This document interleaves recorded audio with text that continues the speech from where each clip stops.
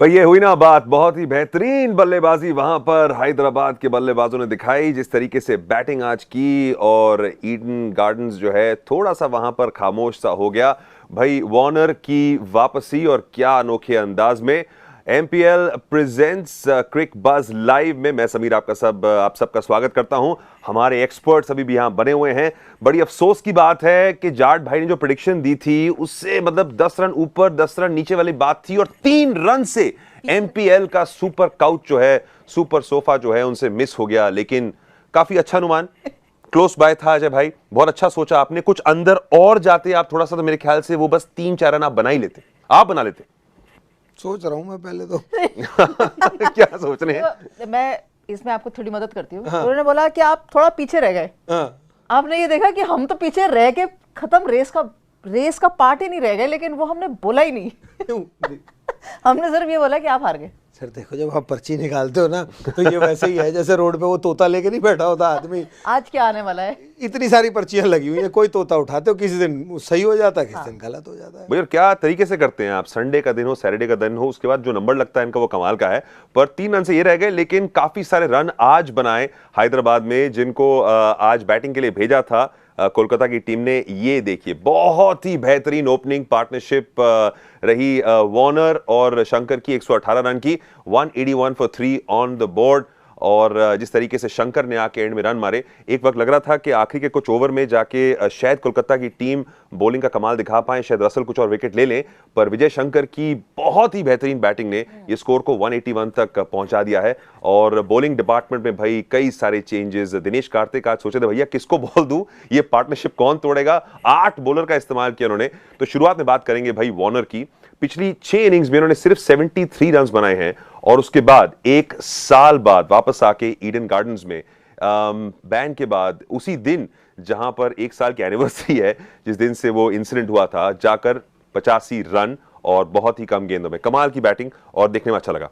I think जिस अंदाज में उन्होंने बल्लेबाजी करी, ये तो हमने देखा ही है कि डेविड वार्नर कितने शानदार बल्लेबाज हैं, या क्या बढ़िया तरीके से रन बनाते हैं, चाहे जिस भी टीम के लिए खेल रहे हो। लेकिन यहाँ पर जैसा हम पहले चर्चा कर रहे थे कि शायद उन पे इतना दबाव नहीं होगा जितना बाकी देखने वालों पर है कि वो कैसा खेलते हैं। स्पेशली ऑफ कोर्स उनकी चोट भी थी, एल्बो सर्जरी से भी निकल कर आए हैं। जो एक फ़र्क मुझे लगता है हैदराबाद की टीम में डेविड वार्नर के इतने अच्छे नॉक के बाद जो देखने मिला, और अगर डेविड वार्नर नहीं होते, प्लस क्योंकि केन विलियमसन भी नहीं खेल रहे, तो जो डिफरेंस है ना वो शायद एक डिसाइडिंग फैक्टर रहेगा कि किस कॉन्फिडेंस से हैदराबाद ड्रेसिंग रूम में जाती है और किस कॉन्फिडेंस से कोलकाता ड्रेसिंग रूम से बाहर आती है चेस करने के लिए। और बहुत ही बढ़िया तरीके से आज बैटिंग की। ये देखिए, आपको दिखाते हैं कि किस तरीके से रन मारे आज अजय। मतलब कि 160 का स्ट्राइक रेट, 9 चौके, 3 छक्के। भाई 1 साल बाद वापस आए हैं और फिट भी लग रहे हैं फिजिकली, और लीन डाउन हो गए हैं, पिटबुल कहा जाता है इनको, और लंबे शॉट्स। बिल्कुल, आई थिंक, और बहुत बढ़िया पेस किया उन्होंने अपनी इनिंग को। थोड़ा सा उनको मदद भी मिली शुरू में। अगर आप देखें दूसरी टीम को, कोलकाता का मेन गेंदबाज कौन है, फर्गसन है या कुलदीप यादव हैं। जब शुरू का मुझे ऐसा लगा कि कोलकाता वाले ये सोच रहे थे कि हमारा जो यंगस्टर है उसके हम 2-3 ओवर निकलवा दें। ये भूल गए कि जो सामने खिलाड़ी है उसके लिए भी आज पहला दिन है जी। पहली बॉल उनको जो पहला रन मिला, पहली तो वाइड मिल गई, तो पहली बॉल आपकी बच गए आप, क्योंकि जब आप तकलीफ में होते हैं ना तो आप पहली कुछ गेंदों से ही डरते हैं। तो पहली वाइड चली गई, दूसरी फुल टॉस टांग पे मिल गई, 2 रन मिल गए, आप भाग के उस तरफ गए, वापस आए, आपके ब्लड फ्लो चालू हो गया, आपको रिलीज कर दिया। और पहले 4-5 ओवर में सिवाय एक जो ओवर डाला लॉकी फर्गसन ने, ऐसा नहीं कोई गेंदबाज था कि वो उनको आउट करने को देख रहा था जी। तो मैच ऐसा चल रहा था, वो कह रहे थे यार ये हमें ना मार दे 60-70 रन, और ये सोच रहे थे यार हमारे को जितने मिल जाए उतना अच्छा है। तो वो एक बार स्टार्ट हो गया, उसके बावजूद जो अभी आपने नंबर्स दिखाए कि 160 का जो उनका स्ट्राइक रेट है। नॉर्मली ऐसे स्ट्राइक रेट तब होता है जब आप पावर प्ले में ज़्यादा बनाते हो और फिर थोड़ा स्लो होते हैं। इन्होंने बिल्कुल उल्टा करा, तो पेस बहुत बढ़िया किया, और वहां पे मैं कहूंगा कि कोलकाता ने थोड़ा सा उनके लिए काम आसान कर दिया। देखते हैं कैसे आसान किया काम। बॉलिंग कार्ड आपके सामने लेकर आते हैं। जिस तरीके से दिनेश कार्तिक ने आज अपने बॉलर्स को चांस दिया, भाई क्या कहेंगे ऐसे बॉलिंग कार्ड के बारे में? 11 खिलाड़ी होते हैं टीम में, 8 तो बॉलिंग कर रहे थे आज, और काफी कंफ्यूजन में कप्तान कि भाई जब 118 रन की पार्टनरशिप है तो किसको बॉल दी जाए। पर कुछ गलतियां आपके हिसाब से किसी बॉलर को पहले भेजना चाहिए था, शुरुआत ठीक आपके हिसाब से? मुझे लगता है लॉकी फर्गुसन के साथ शुरुआत करनी चाहिए थी। अगर आपके पास इतने फास्ट बॉलर हैं या आप खिला रहे हैं, उनकी गति एक उनकी स्ट्रेंथ है, उनको नया गेंद देना चाहिए करने के लिए। नॉट दैट प्रसिद्ध कृष्णा नहीं होना चाहिए, बट आई वुड फील कि पहला ओवर पहली गेंद हमेशा वो फास्ट बॉलर डालना चाहिए जिस पे सबसे ज़्यादा आपको ऐसा लगता है इम्पैक्ट क्रिएट कर सकते हैं। पीयूष चावला ऑफ कोर्स एक रिकग्नाइज्ड गेंदबाज हैं कोलकाता के लिए, और वो हमेशा ही कंट्रीब्यूट करते हैं। मैं उस फेवर में बहुत कम रहती हूँ जहां आपके पास एक रिस्ट स्पिनर होता है, वो नई गेंद के साथ गेंदबाजी शुरू करता है, चाहे वो लंबा फॉर्मेट हो चाहे वो छोटा फॉर्मेट हो, क्योंकि वो अटैकिंग गेंदबाजी कर नहीं सकता। वो सिर्फ वेट कर सकता है कि मैं विकेट पे डालूं और बल्लेबाज गलती करे।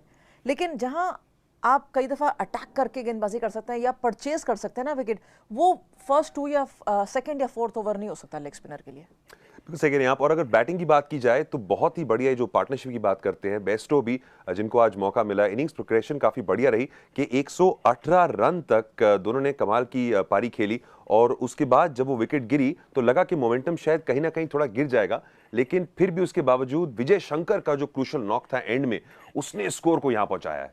बिल्कुल, ये आप कह सकते हैं, क्योंकि विजय शंकर ने जिस तरह से खेला है, आसान नहीं होता, क्योंकि जब स्टार्ट हो रहा है, और अगर आप देखें इसके नंबर्स में आप देखें तो पहले 9 की एवरेज चल रही थी, जब वो विकेट गिरी है पहली तो वहाँ पे फिर थोड़ा सा डिप है, ज़्यादा नहीं। वो खेले हुए हैं 15 ओवर, वो बल्लेबाज 30-30 40-40 गेंद खेले हुए हैं और वो स्पीड पे चल रहे हैं। अगला जो आता है वो ड्रेसिंग रूम से आता है एकदम से, उसको नहीं पता विकेट कैसी है, उसको अंदाज़ा नहीं है बॉल किस तरह से आ रही है, गेंद भी पुरानी हो जाती है, विकेट आउटफील्ड में फील्डर्स चले जाते हैं, उसके बावजूद उसको मेंटेन करना और उसको बल्कि आगे लेके जाना वो इतना आसान नहीं होता।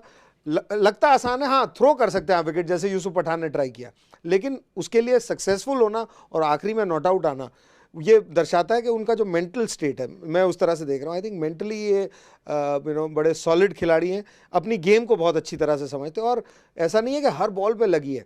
इस स्ट्राइक रेट के बावजूद भी जब उन्होंने छक्का मारा, उससे पहले 2 बॉल डॉट हुई हैं, उसके बाद 3 डॉट हुई है, तो हबड़ा दबड़ी कहीं नहीं नजर आती इनकी। एक काम खिलाड़ी हैं, और जो इस स्टेज पे खेलता है उसके लिए ये एक बहुत इंपॉर्टेंट स्किल है।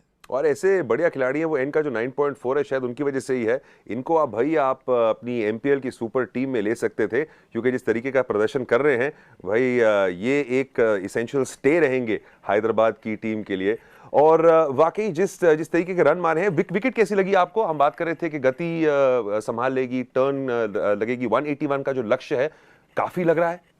लक्ष्य तो बड़ा है, और टर्न तो देखने को ही नहीं मिलती ना समीर, क्योंकि जब सब मार पड़ने लगती है तो गेंदबाज सोचता है कि या तो विकेट पे लग जाए या मेरे हाथ से आके बॉल रुक जाए, क्योंकि उसके बाद तो बॉल हर तरफ जारी होती है ग्राउंड में।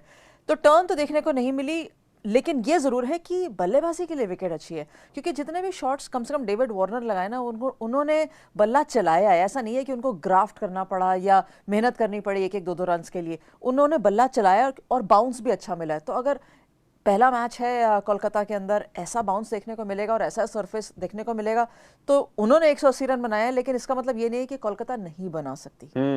और भाई अभी भी वहां पर उम्मीद है कि मैच के बाद सब लोग रौशगोल्ला खाएंगे, मिष्टी मिष्टी खाएंगे, क्योंकि बल्लेबाज भी काफी हैं। आइए दिखाते हैं आपको द प्लेइंग 11 फॉर कलकत्ता की जो टीम है। और यहां देखिए, यहां पर भी नारायण हो सकता है शुरुआत में, जो क्रिस लिन के साथ ओपनिंग करेंगे। रॉबिन उथप्पा हैं, शुभम गिल हैं, नीतीश राणा हैं, और दिनेश कार्तिक भी हैं, रसल को नहीं भूल सकते। तो ये बैटिंग ऑर्डर जो है, और लक्ष्य 181 का। जाट भाई, गेम ऑन?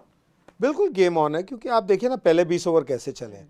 कोई स्टेज पे ऐसा नहीं है कि 8-10 रन से कम बनते चले गए, पूरा गेम एक तरह की विकेट रही है।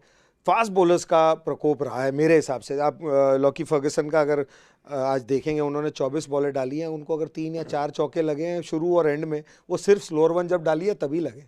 हालांकि जब हिट किया है बॉल में सीम भी हुआ है, तो तेज गेंदबाजों के लिए यहाँ मदद ज़रूर है। तो अगर विकेट लूज ना करें, क्योंकि तेज गेंदबाज, अब ये भी तो पता नहीं ना आजकल ये खिलाते कैसे हैं, स्पिनर से शुरू करवा दें, कुछ करें, तो इनका दिमाग तो 1-2 मैच बाद पता चलेगा। लेकिन अगर पर आज दिमाग भी नहीं आया, क्योंकि नए कप्तान है वहां पर भुवनेश्वर कुमार। अब भाई तेज बॉलिंग अगर वहां पर चल रही है तो खुद ही कमाल के बॉलर हैं, और उनकी वहां पर आर्म्स और उनके ट्रूप्स में हैं राशिद खान, तो कैसे यूज करेंगे उन्हें, खुद को कैसे यूज करेंगे टारगेट 181 का, कैसे रोक पाएंगे राशिद को ऑपोजिशन तो को? यूजली जो हैदराबाद का गेम प्लान देखने को भी मिला है, पहले भी ऐसे ही होता है कि आप राशिद को 6 ओवर के बाद ही लाते हैं। बहुत ही रेयर देखा है कि पहले 4 ओवरों में इतनी पिटाई हो जाए कि आपको 5वां ओवर राशिद खान को देना पड़ जाए।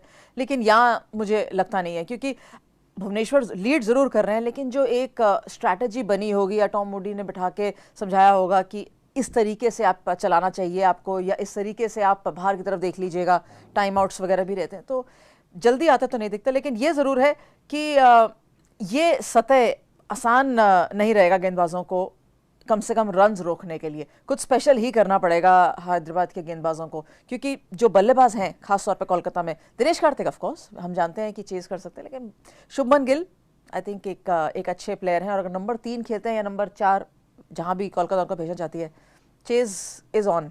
मतलब मजा आने वाला है सेकंड इनिंग्स पे जाट भाई, ये देखेंगे कि कौन। हाँ जी, पहले 6 ओवर, पहले 6 ओवर, पहले 6 ओवर में स्विंग, क्योंकि देखिए उनके गेंदबाज देखिए संदीप शर्मा है, भुवनेश्वर कुमार खुद, ये दोनों ही स्विंग कराने वाले गेंदबाज हैं, और यहाँ पे मदद है। अगर ये विकेट नहीं ले पाए तो फिर ये रन भी बन जाएंगे। तो ये पहले 6 ओवर की बात है, अगर उस पर 2 आउट हो गए तो फिर थोड़ा मुश्किल हो जाएगा। नहीं राशिद खान को खिलाते आप अगेंस्ट सुनील नारायण शुरुआत में? नहीं, आप करा सकते हैं उसमें। देखिए राशिद खान, जैसे पहले बात हो रही थी सुबह कि राशिद खान को केन विलियमसन ने पहला ओवर भी करवाया है पिछले साल, बीच में भी कराया, और स्लॉग में भी 18वां और 19 ओवर भी कराया है। तो वो कप्तान एक अलग थे, वो आप करा सकते हैं, लेकिन जो स्ट्रेंथ है इनकी, जो स्विंग बॉलर्स हैं, फिर आप उनकी स्ट्रेंथ ले लेंगे वापस। संदीप शर्मा को अगर आपने खिलाया है तो आप उसको नई गेंद देना चाहेंगे। भुवनेश्वर कुमार इंडिया के लिए नई गेंद करते हैं, तो उनको अगर आप हटा के प्लान अगर चेंज कर देंगे तो आप वैसे ही कोलकाता के फेवर में खेल रहे हैं। क्योंकि ऐसा नहीं होगा इस मैच में, ऐसा नहीं होगा कि कोलकाता को 15 रन चाहिए और 20 रन चाहिए हर ओवर में। वो स्टेज नहीं आएगी, वो तभी आएगी अगर आप 6 आउट हो चुके हैं, क्योंकि सारे स्ट्रोक प्लेयर हैं, यहाँ पे रन रुकते नहीं है। पहले 6 ओवर में अगर विकेट लूज नहीं करते तो मैं मानता हूँ कोलकाता ही शायद ये मैच जीत के जाएगी घर। भाई